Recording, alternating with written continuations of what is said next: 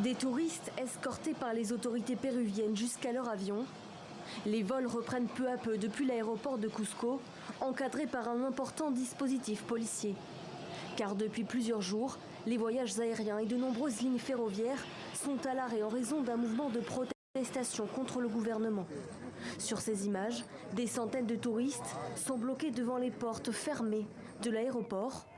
Un peu plus tôt cette semaine, dans la ville d'Arequipa, le tarmac était lui envahi par des manifestants. Pour les voyageurs bloqués, le séjour à l'autre bout du monde a viré au cauchemar. Bonjour, on a besoin d'aide. On est pris en otage au Pérou. On n'a ni argent, ni eau, ni nourriture, ni électricité. On a besoin de votre aide. Les autorités péruviennes ne font rien pour qu'on puisse rentrer chez nous. Nous sommes encerclés par des manifestants et nous avons peur de nous faire agresser. Un appel à l'aide lancé en début de semaine après que leurs bus ont été stoppés par des manifestants.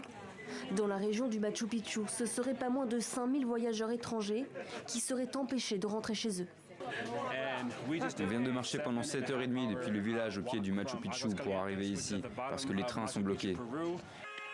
Le Pérou est secoué par une grave crise politique depuis la destitution de l'ancien président Pedro Castillo le 7 décembre dernier. De violentes protestations ont eu lieu dans tout le pays et ont déjà fait 18 morts. Les manifestants réclament la démission de l'actuelle présidente et l'organisation d'élections anticipées, une demande rejetée hier par le Parlement.